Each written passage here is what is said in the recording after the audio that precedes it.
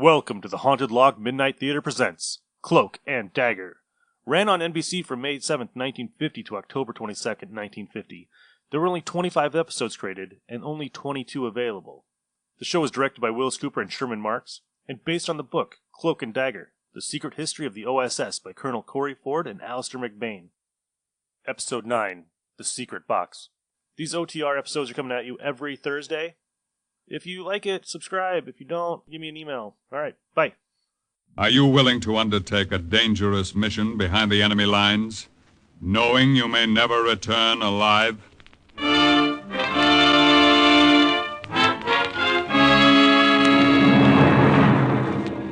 What you have just heard is the question asked during the war to agents of the OSS, ordinary citizens, who to this question answered, yes.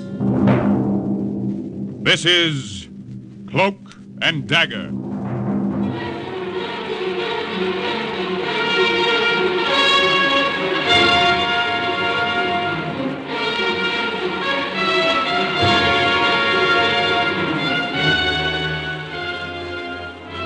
Black warfare, espionage, international intrigue. These are the weapons of the OSS. In today's adventure, The Secret Box, concerning an American agent who was sent into a Japanese-infested jungle to take back a prisoner. The role of John Marco, the OSS agent, is played by comedy star Jerry Lester. The story is suggested by actual incidents recorded in the Washington files of the Office of Strategic Services. A story that can now be told.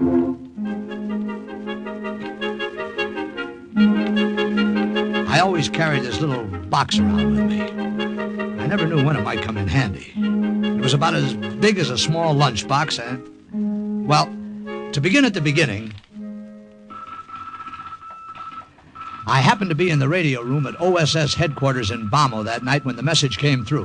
Have important Japanese captive for you. Can you come get him? Come soon. Jap patrol only few miles away. Again, for OSS headquarters in Bamo, from Agent Terry, have important.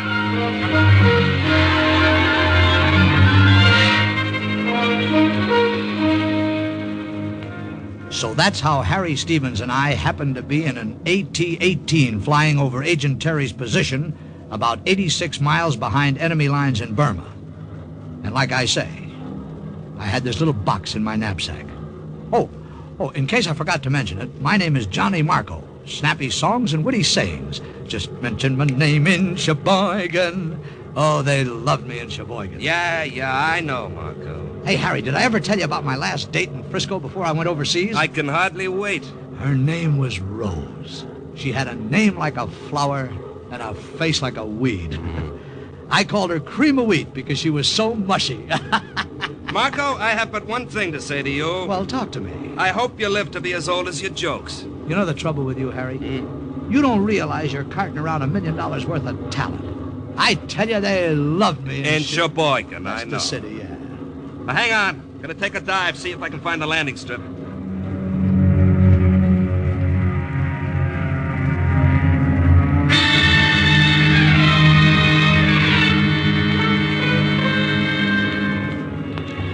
We had figured our checkpoints carefully, but when we reached our rendezvous, all we could see was a rough field with a Buddhist pagoda at the far end. Nothing else. No landing strip, no markers, no one waiting downstairs. Just a rough field covered with brush. We knew something must have gone wrong. I don't get it, Marco. Well, the Japs probably closed in and they're afraid to come out of hiding. Oh, great. Live Jap prisoners aren't dropped in our laps every day. Hey, Harry. Huh? Who is this Agent Terry, anyway? Oh, missionary. He's been working with a tribe of Anglo-Burmese for years. Colonel says he's already radioed back a lot of information on enemy positions. This is the first prisoner he's ever taken. What a rotten break. Well, look, circle around again. Maybe we'll see something.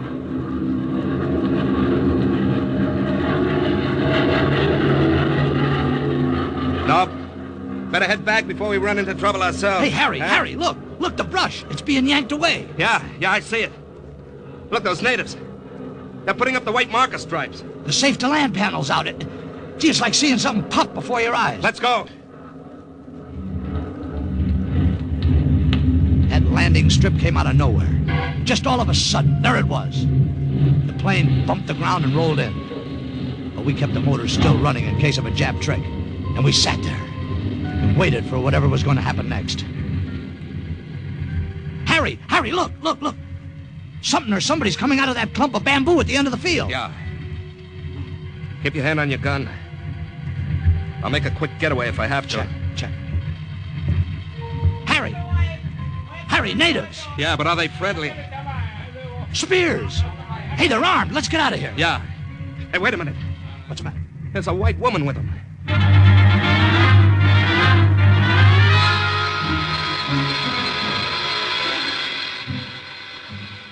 I am Mrs. Terry, gentlemen. One would never suspect I was an agent toward one. Well, what's the angle? I beg your pardon, Oh, ma'am. it's very simple, really. My husband, the late Reverend Oscar Terry, a God-fearing man, went to his rest a few months ago. You mean, ma'am, that you're the agent who's been sending all that information to OSS headquarters in Bommel? Naturally. This is Lin Tao. I suppose you'd call him my right-hand man. Say, how'd you do, Lin? How you do? Hi. Lin, incidentally, sent the radio message. He does so enjoy tinkering with mechanical devices. I showed him how to use it. Unfortunately, however, my husband, the late Reverend Oscar Terry, a God-fearing man, was the only one of us who knew how to take it apart and put it together again. Lin, Yes, Miss Terry. that radio, you have it? Have it here. Excellent. Captain, would you either have this replaced in Bommel with new parts or have a new radio dropped over to us? Why, sure, Mrs. Terry. I'll see what can be done for you. Oh, thank you so much. Oh, fancy. I almost forgot. We have a Japanese prisoner for you. There were about a half a dozen natives a short distance away standing around the cart. In it, they had a Jap officer with his hands and feet tied. They dragged him over. Get down. Get out of cart. Down. Get down. He was a surly character. Maybe I would be under the same circumstances. Anyway, he didn't say a word, just glared at us from under the bloody bandage around his head. Here is your guest, gentlemen. Colonel Sawaka, the Japanese High Command. He resisted arrest rather strenuously, so it was impossible to avoid banging him around a bit. Well, goodbye now, and good luck, and do give my regards to your colonel. We loaded Colonel Sawaka into the small plane.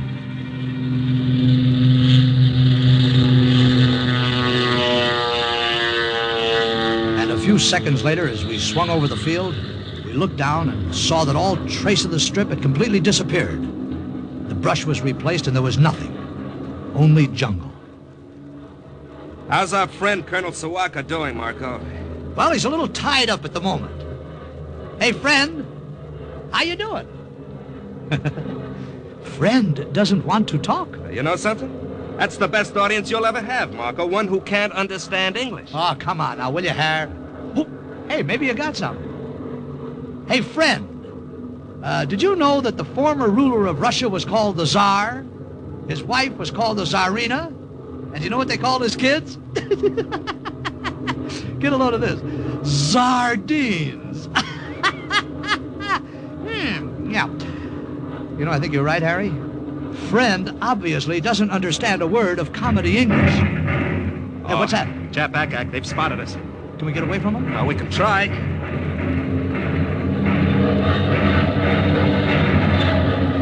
That's climbing, Harry. Gee, 1,000 feet in about a half a minute. It's no good. Can't get out of range this way. Well, what do we do? I'll level off and head for home. I can't get away from him by just climbing. You did it. We're out of range now. I think. You spoke too fast. Trouble? Flak must have hit one of the engines. It's knocked out. Oh, fine. Well, it could have been worse. I can get us back on one.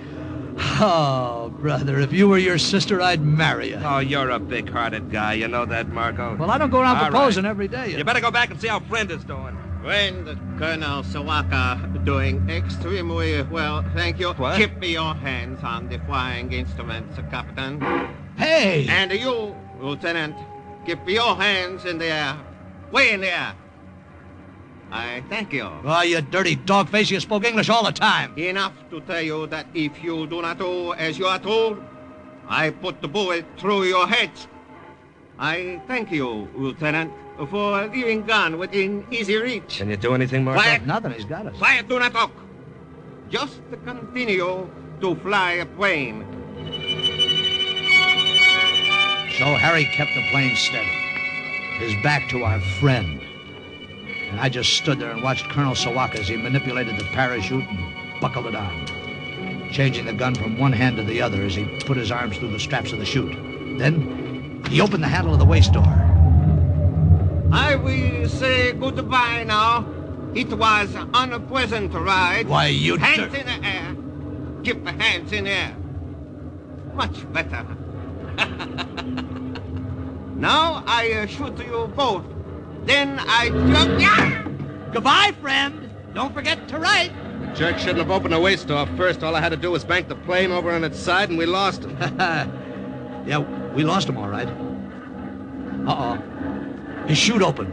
Oh, fine. Mission unaccomplished. Well, anyway, it was a nice ride. I'm glad you thought so. Uh-oh. The second engine couldn't take the strain of that flip-flop. Is it conking out? Yeah. It cocked. All right, hit the silk, Marco. We better bail out.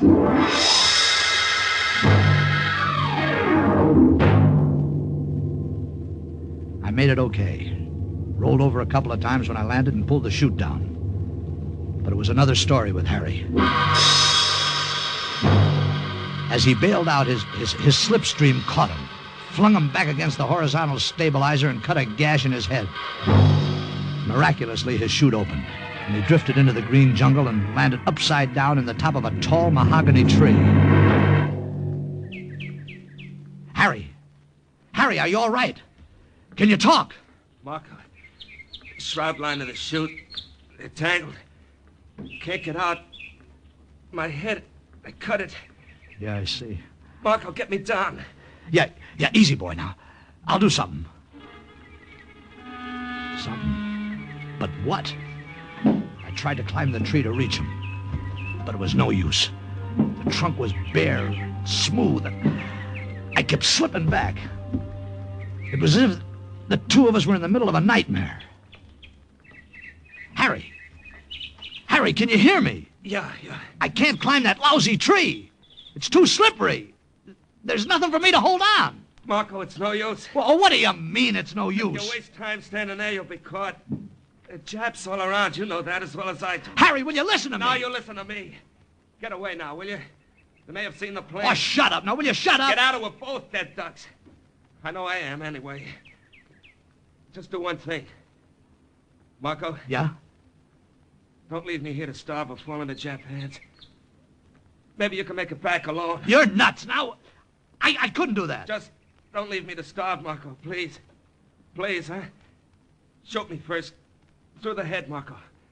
Please. I knew he was right. I couldn't leave him. Please, Marco. Not that way. And I couldn't stay. Marco! Well, I took the .45 from the holster at my belt. When I heard the dry click of the hammer being drawn back, I broke out in a sweat. My hands started to get wet, too. Marco! I counted 1, 2. Well, Lieutenant. What? From the looks of it, we're right in time.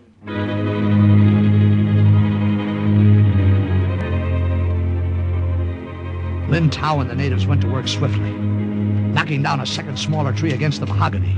They scaled it like cats to the base of the branch where Harry was hanging, tossed a loop of rattan across the branch and pulled it toward him. Then they lifted Harry and passed him from hand to hand and lowered him gently to the ground. And all the time I just stood there next to Mrs. Terry, feeling the blood pounding in my head. And I put the pistol back into my holster.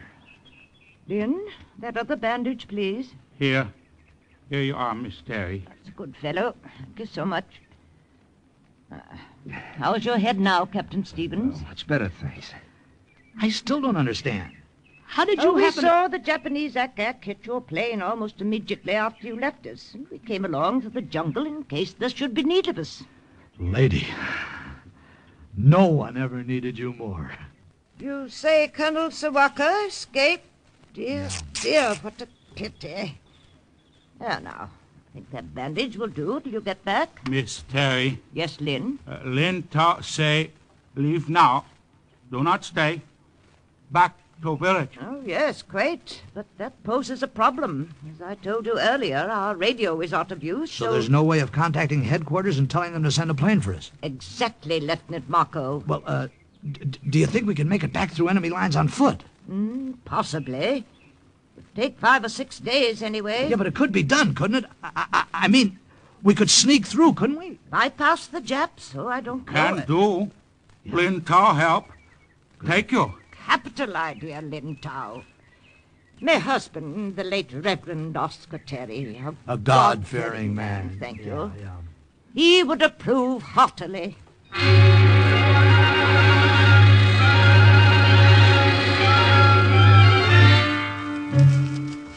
Lin Tao knew plenty of shortcuts, and we followed him, skirting Jap patrols all the way. There was something uncanny about the way he led us over miles of jungles. We kept our packs light because we had a pretty long hike ahead. But just the same, I kept that little box with me. I never knew when it might come in handy. Then we came to a small stream. Must go through stream here. Take off shoe. Well, wait a minute, Lynn. Why bother? We'll be wading through a lot of water, and why take our shoes off and on? What? Do as Lin say. If shoe get wet, feet wet all time. Many sore come on feet. Will not be easy for you to walk much distance to Bamo. We crossed several more brooks, and we kept taking our shoes off and on and off. The jungle along the banks grew thinner, and so did we. The sun beat down harder. The water washed sand up around our knees. The shoes off and on and off. We'd splash and then stumble, and then start walking again. A couple of days of this, we were pretty beat. Except for Iron Man Lynn.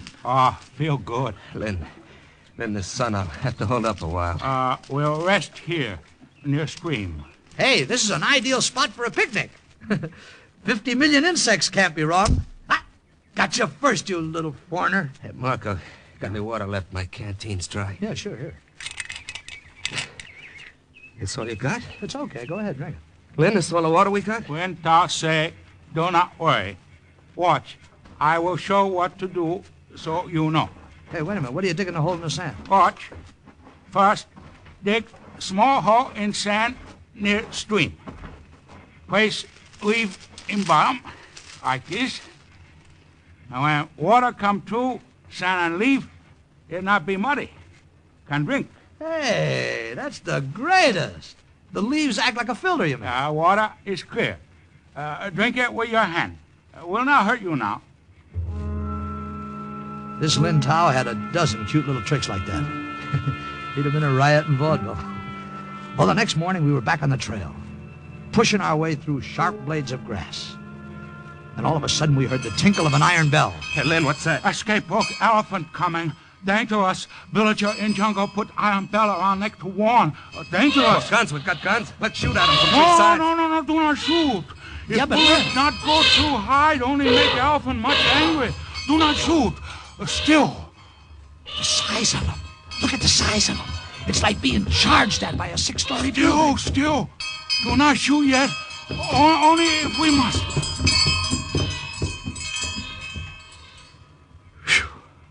Passed right by us. Yeah, maybe he didn't think we were worth noticing. You know something, Harry? One thing I can't figure out about an elephant. With a tail at both ends, how does he know which end to sit on? Oh, funny man. Come on, let's make time. Lin Tao did our seeing and our thinking for us. He did everything but walk for us, and we got sort of used to leaning on him. Nothing could happen to Iron Man Lin. Only it did. Lynn. Harry, he's dead. That knife went right in his back. Where'd it come from? They came out of the jungle. At least 50 of them, half-naked savages carrying long stalks of bamboo that had been sharpened to deadly points. Their leader was a giant. Must have been about 6'7". He held up his hand, and the sudden silence scared us more than the noise.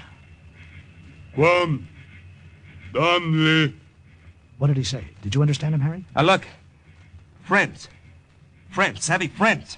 No, friend. Quam, Donley. White devils. White devils. That was us. They slashed off pieces of the vine ropes around the tree and twisted them about us so we could just move our legs. Then they pushed us ahead of them, through the gray daylight of the jungle, through the dim passages of winding lianas, the climbing tropical plants. And above us, stray birds shot color through the overhanging trees.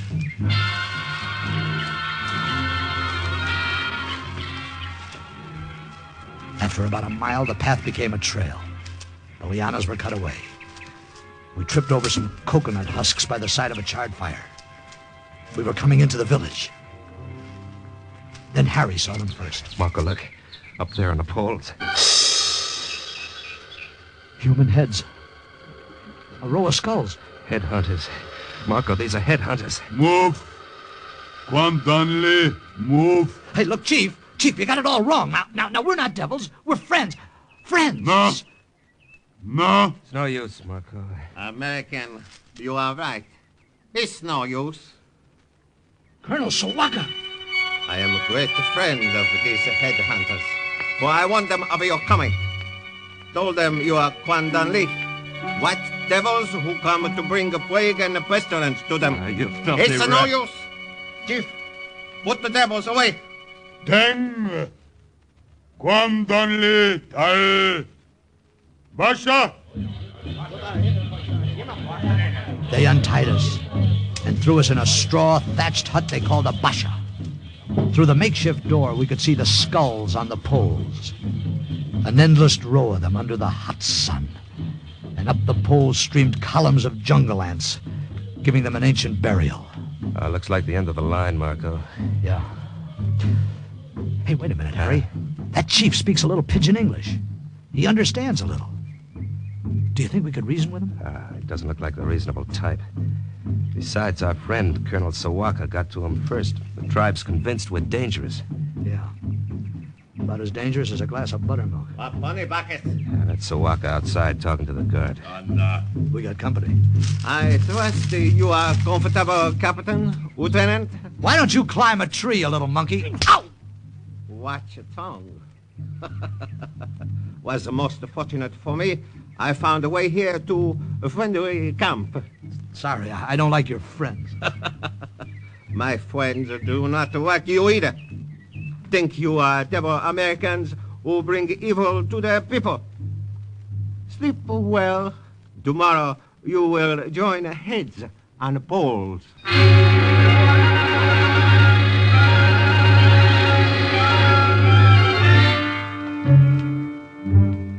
In the morning, they brought us out. I guess we were pretty important because the big chief himself came over to tie us to the poles. Then I got an idea. I sneaked my hand in my pocket and grabbed a coin, just held it tight. Quam, Donley. Tie you now. Hey, Chief, look at this. What are you doing carrying dimes around in your ear? Well, what do you know? Another in your other ear. And here's one in your nose. Toba. Say, you're a pretty sly character, aren't you? Regular walking Bank of England. Hey, Marco, what are you up to? Just a couple of magic tricks if I can get away with them. I tell you, they love me in Sheboygan. Toba. Magic. That's right. Toba magic. Toba. Now, if you get me that knapsack you grabbed from me, I'll do more. See? Toba. Knapsack. Bag from back. Savvy? Remember, we'll do Toba. Do not listen to Quan Dan Li. Cut off a head. Now. Hey, Chief, look at this. Look at this. Now you see it. Now you don't. Presto. Coins disappear. Get knapsack or you'll disappear. Savvy? Goncha plun bae. Kuna.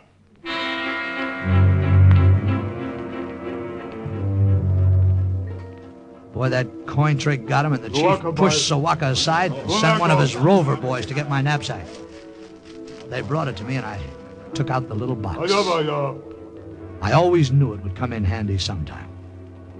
Then the chief held up his hand again. And I went into my act. Brother, what an audience. And what a performance. Now watch closely, ladies and gentlemen. The hand is quicker than the eye. Presto changeo. I take this little glass of water, just an ordinary glass of water, if you will observe closely, and presto, it turns color. You're doing great, kid. It's one of my best shows. I tell you, cut off the heads. Still. Be still. You tell him, Chief. Devils are devils. Go away, little man. You bother me. Now for the next bit of magic, ladies and gentlemen. I pulled every trick in the book out of that little box. Drew cigarettes from the chief's ear. Pulled flowers out of empty pots. Yanked a dozen colored scarves out of a single white handkerchief. And then I broke a stick in half and put it together again. Boy, did they love it. And now, for my final bit of hocus pocus, ladies and gentlemen. Hey, Marco, why don't you try sawing Sawaka in half and forget to put them together again? I got something better. As I was saying. Devils. These American devils. Cuba. Hey, Marco, he's getting him over on his side. They're coming after us. Maybe this will stop him. Look, watch. Sign. Sign from gods. Look. It stopped him all right. I pulled a beam blower out of the box, blew hard, and out came a tiny doll dressed in a Jap uniform. Without his head. And he floated to Earth. The superstitious natives stepped back, afraid to come any closer. See? See, sign. Japanese is Kwandan Lee. God say so. Americans, friends. Friends. Doll there on the ground. Japanese doll. Sign from gods. Follow Great White Father and fight Japanese. Chief, you tell him. He told him, all right. The big trouble we had afterwards was keeping them from tearing Sawaka apart. We wanted him alive to take back to OSS headquarters in Bamo. Well, that's the story. The next day, the headhunters led us back through the jungle with our prisoner. There's only one thing I'm sorry about. Too bad Variety couldn't have caught my act. I tell you, they loved me in Burma. Captain Harry Stevens and Lieutenant John Marco safely delivered Colonel Sawaka to OSS headquarters in Bamo, where he gave valuable information on Japanese war industry and finance. And so, once again, the report of another OSS agent closes with the words, Mission accomplished. Listen again next week for another true adventure from the files of the OSS on Cloak and Dagger.